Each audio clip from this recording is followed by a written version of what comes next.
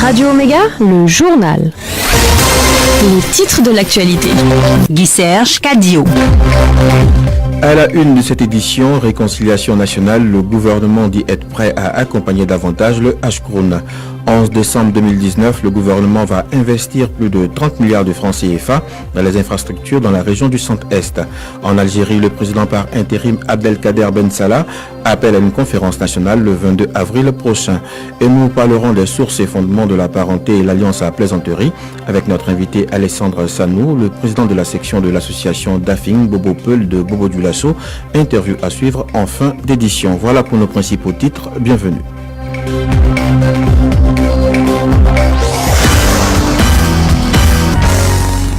Le gouvernement burkinabé s'est réuni vendredi pour un séminaire qui s'est appesanti sur des questions de justice au Burkina. Étaient présents le Ashkroun et des experts venus de la Tunisie et du Burundi. Léon Bassolé, président du Ashkroun, au Conseil pour la réconciliation et l'unité nationale, nous donne plus de détails au micro de Moumouni Yaro. Nous avons longuement échangé sur la justice transitionnelle, sur ce qu'elle offre et ce qu'elle a pu offrir dans d'autres pays qui ont vécu des situations difficiles et qui sont à la recherche d'une réconciliation ou de rétablissement de la cohésion sociale. Ce que nous pouvons dire, c'est que la justice transitionnelle, n'exclut pas la justice classique. Elle n'est pas là pour remplacer la justice classique, mais elle offre des mécanismes qui sont conçus de telle manière que chaque pays, selon ses réalités et selon ce qui a bien pu provoquer des fractures sociales et permis de violer les droits de l'homme, que chaque pays, en partant de ses propres réalités, voit comment il peut utiliser les mécanismes que cette justice transitionnelle offre pour y parvenir et de la manière la meilleure possible. Une résolution qui soit une résolution pérenne. Des plaidoyers seront faits au gouvernement pour un accompagnement du Ashkroun, selon le porte-parole du gouvernement, Rémi Dandjinou.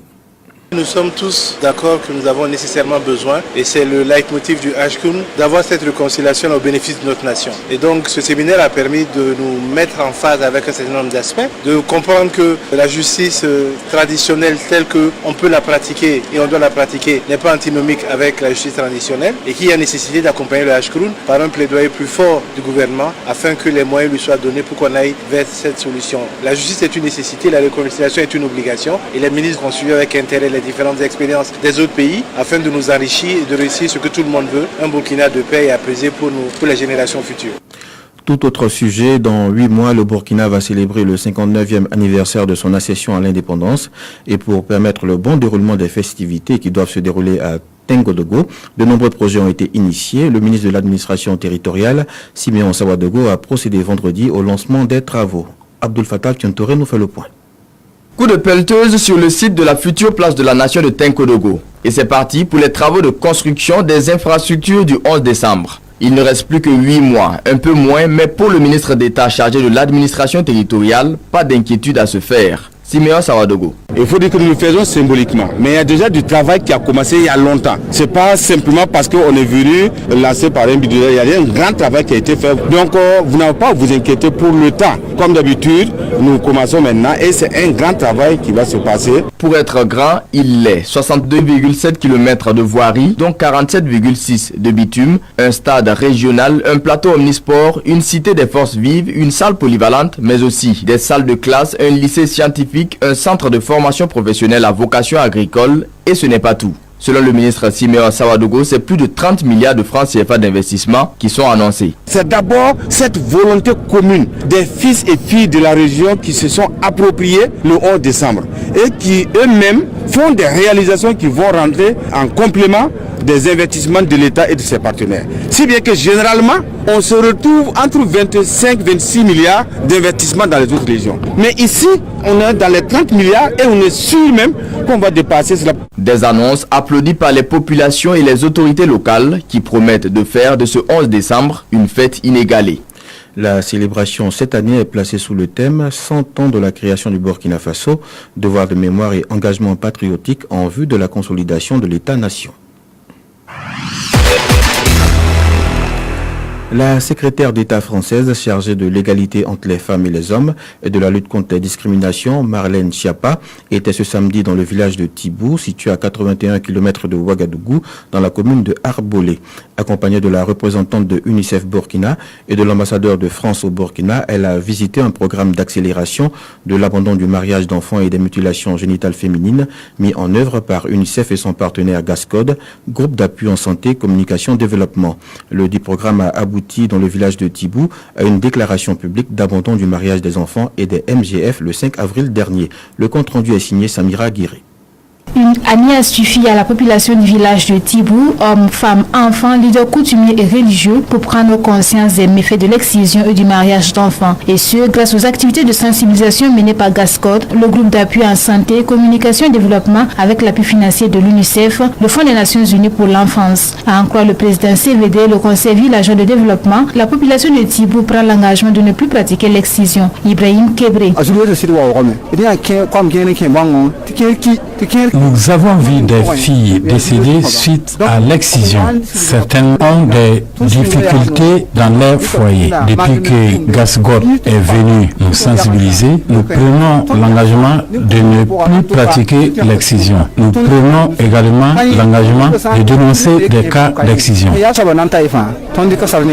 Pour la secrétaire d'État française en charge de l'égalité entre les femmes et les hommes, ce qui est fait à Tibou doit être un modèle pour les autres villages. Marlène Schiappa. Quand on ne nous a pas expliqué les conséquences de ces actes, on ne peut pas les connaître, et qu'à partir du moment où on comprend les mécanismes et les conséquences, eh bien on s'engage pour arrêter les excisions, arrêter les mutilations génitales et arrêter de donner les petites filles et les jeunes filles en mariage. Donc je crois que c'est un travail très intelligent qui a été mené, et ce qui a été fait dans ce village est un exemple pour ce qui peut être fait dans d'autres villages au Burkina Faso, mais en Afrique et partout dans le monde. Le programme d'accélération de l'abandon du mariage d'enfants et des mutilations génitales féminines est mis en œuvre dans 250 autres villages au Burkina, permettant ainsi l'adhésion de plus de 1000 leaders communautaires dans la lutte contre les mariages d'enfants et les mutilations génitales féminines et la participation de plus de 20 000 jeunes à des clubs d'adolescents pour échanger sur leurs expériences. Éducation à présent, la 20e édition du concours de promotion de la langue française et des langues nationales a livré son verdict vendredi. 3 pays, à savoir le Burkina, le Togo et le Bénin, ont pris part à l'édition 2019 de ce concours sur-régional initié par l'Organisation internationale de la francophonie. Suivez le reportage de Fabiola Ouedraogo avec la voix d'Astrid Nikema. C'est un concours international autour de la langue française qui concerne les lycéens de la 6e à la terminale. Il vise à amener les élèves à aimer davantage la langue française sans oublier leur langue nationale. C'est ce qu'a laissé entendre la représentante du ministre des Affaires étrangères, patron de la cérémonie, Aline Kouala. L'objectif de ce concours, c'est de cultiver chez les enfants le goût de la lecture, de l'écriture, de l'orthographe de la langue française. Mais à côté, les langues nationales ont fait partie de l'exercice dans ce concours. Une quarantaine de prix ont été décernés au cours de cette cérémonie, dont 21 lauréats burkinabés issus de tout le territoire. Il s'agit entre autres d'élèves du collège Saint-Jean-Baptiste de la Salle, du lycée municipal Vénégré, du Britannique militaire du Kadiogo. Mamadou Koulibaly est le secrétaire permanent de la Commission nationale de la francophonie. Il donne des précisions sur les épreuves et étapes du concours. Il y a la dictée, la faute, il s'agit d'écrire et de parler la meilleure façon qui soit. Ensuite, il y a les jeux de lettres et il y a les calculs. Le concours a commencé depuis les régions, les provinces. Ensuite, la phase nationale où les meilleurs élèves ont été primés. Et la phase internationale concerne le Bénin, le Togo avec le Burkina. Les lauréats se sont dit heureux et ont invité leurs camarades à emboîter leur pas. Mario Sawadgo du collège militaire Iyadema du Togo et Tania Zungrana du lycée municipal Vénégré. C'est un grand honneur pour moi. Merci aux promoteurs. J'exhorte mes camarades à faire mieux que moi. Je suis très contente de ce prix parce que je me suis vraiment entraînée. Je vois que mes efforts ont payé. Ce concours est organisé dans le cadre de la Journée internationale de la francophonie commémorée le 20 mars dernier à travers le Bureau régional pour l'Afrique de l'Ouest de l'OIF.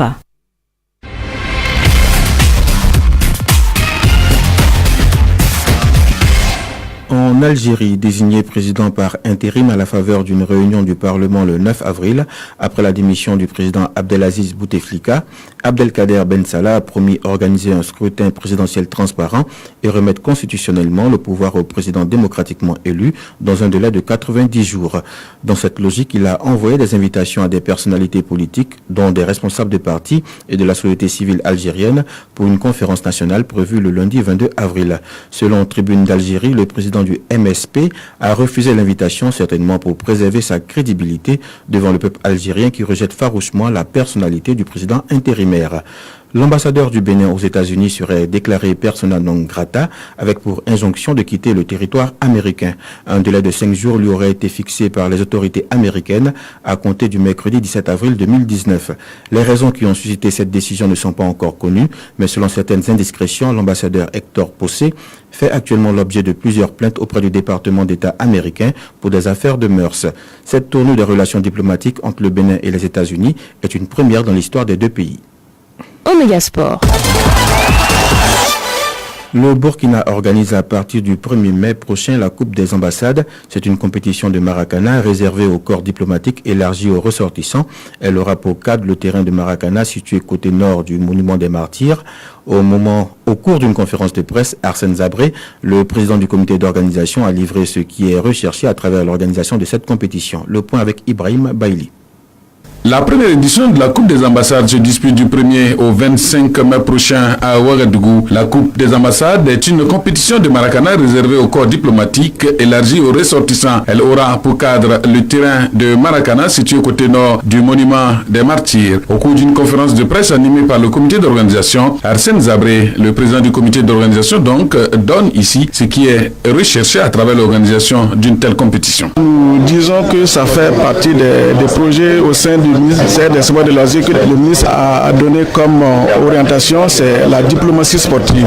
Nous recherchons à travers cette diplomatie sportive, par la mise en place de la Coupe des ambassades, rechercher le développement du sport pour tous, l'intégration, la coopération, la cohésion au sein de toutes les ambassades qui sont accréditées au Burkina Faso et puis résidant au Burkina. Également le sport par la santé, le sport par l'amitié. 16 équipes, à savoir la présidente du Faso, le ministère des Affaires étrangères et de la coopération, les ambassades du Nigeria, du Ghana, de la Côte d'Ivoire, du Canada, de la Libye, du Royaume d'Arabie Saoudite, du Brésil, de l'Algérie, de la République populaire de Chine, des États-Unis d'Amérique, de l'Italie, du Japon, du Maroc et de la Belgique s'affronteront dans 4 poules. Les 2 premières équipes seront qualifiées pour les quarts de finale. Dans la poule A, où se retrouvent la présidente du Faso et le ministère des Affaires étrangères, seule une de ces 2 équipes peut se qualifier pour le tour suivant. Le match d'ouverture est prévu pour le 1er mai et la finale se disputera le 25 mai 2019. Championnat national de football de première division, les matchs avancés de la 26e journée du championnat national de football de première division se sont disputés cet après-midi au stade Obi. L'AGEB et l'Asfa Yenega se sont quittés sur le score de 1 but partout. Pendant ce temps, au stade d'Youssoufou Joseph Konombo, l'USO est venu à bout du Racing Club de Vaud-du-Lasso par 1 but à 0. Ce samedi, nous aurons les oppositions AS Sonabel Lasek au stade Youssoufou Joseph Konombo à 16h et FO AS Police à 18h15. L'ASFB reçoit l'AS Sonabel au stade Obi et l'USCO en découdra avec le Majestic à Banfoura. Dimanche, le choc de cette journée va opposer Salitas FC à Raimo FC. L'invité du jour. L'invité du jour. Parenté et alliance à plaisanterie sur ses fondements, c'est sous ce thème que se tient Bobo-Dioulasso du 20 au 27 avril, la 2e édition des Journées nationales des communautés, initiée par la section de Bobo-Dioulasso de l'association Dafing Bobo Peul pour la parenté et l'alliance à plaisanterie. Les présentes JDC entendent valoriser les 3 cultures. Et pour en parler, nous recevons comme invité Alexandre Sanou, le président de la section de l'ADBP de Bobo-Dioulasso. Il répond aux questions de Judith Traoré.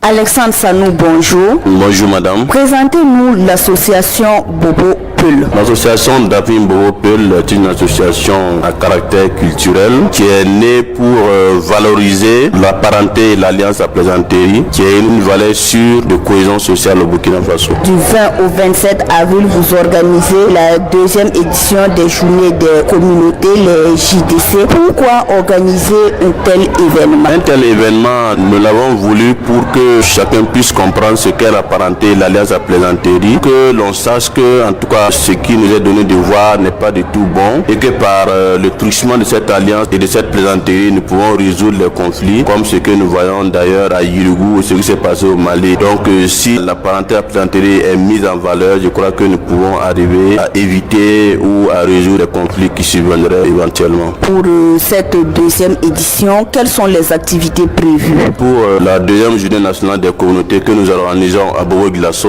du 20 au 27 avril, nous avons le 20 à 8h30 une conférence suivie d'un don de sang, une conférence publique qui aura comme conférencier 3 éminents anthropologues ici des 3 communautés. Nous l'avons voulu pour que chaque communauté soit représentée. Les Bobos sont représentés par le procès d'Otis Anou Bruno, les Peuls par le procès Mamadou Tamboura et les Dafin par le procès Karpara Séré. Nous avons un Peul Sangaré Charles qui va être le modérateur. Le 22, nous avons un match de gala qui opposera les 3 communautés et donc nous aurons 3 poteaux et chacun des communautés va marquer chez les 2 autres et ainsi de suite. C'est pour nous égayer dans la droite ligne dans la parenté à plaisanterie. Au cours de la semaine, il y aura une foire au niveau du jardin Kaboré. Au soir des activités, nous aurons un bal pour clôturer. Parmi les activités que vous avez citées, vous avez parlé d'une foire. Vous pouvez nous dire plus en détail comme on parle de journée de communauté. Concrètement, qu'est-ce qui sera donné de voir et de déguster? Nous allons donner à ceux qui pourront visiter les stands, il y a les mets locaux pour les bobos, les bois, du chitemou évidemment, sous toutes ses formes. Puis le bon dolo d'ailleurs, puisqu'il y a du dolo qui est prisé, qui vient de Nouna, on appelle ça Nouna 2. Il sera là, il y a également du dolo au gingembre. Plus le dolo simple, pour les dafins, c'est le déguet, je ne sais pas si vous connaissez le datou, c'est un assaisonnement qui est typique au dafin, c'est très bon d'ailleurs. Quand on mélange ça à la sauce fée babab, ça se déguise facilement. Et pour les peuls, il y aura en tout cas du gapal, il y aura également du chobal et tout ce qui suit, de lait frais, le lait caillé, bon, tout ce qui est en tout cas composant de lait. Ce qui est du côté vestimentaire, chaque communauté va exposer ce qu'il a comme tradition. Quelles sont les difficultés que vous avez rencontrées? Les difficultés sont de plusieurs ordres puisque nous sommes en notre deuxième édition et au niveau des Bobo Glasso, c'est la première fois qu'on organise ça, donc ça fait que les sponsors sont un peu réticents et même ceux qui doivent prendre les stands, ils se disent que bon, c'est la première édition, est-ce que ça va réussir? Donc toutes ces appréhensions font que c'est difficile pour nous, mais en tout cas nous y tenons, nous avons foi à la culture, nous avons foi à ce que nous faisons et nous allons surmonter les difficultés pour aller de l'avant et qu'au soir du 27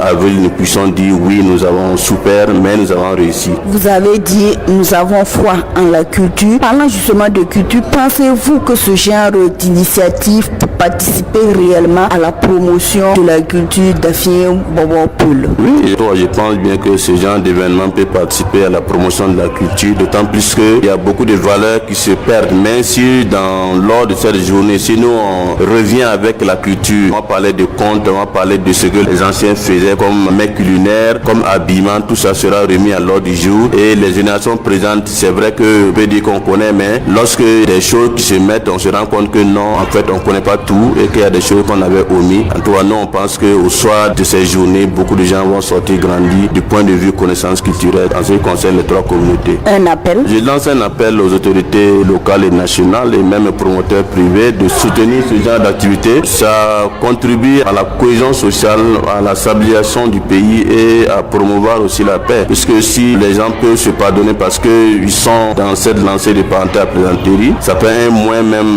dans les dépenses à aller vers la justice, même aussi les dégâts et puis regretter. Même s'il y a ce genre de choses, on peut éviter que l'on en revienne à regretter des situations dramatiques. Alexandre Sanou, merci. Merci madame. Et c'est avec cette interview que nous refermons cette édition mise en onde par Bourima Maïga. Très bonne suite de programmes sur nos antennes. Radio Omega, l'info en direct.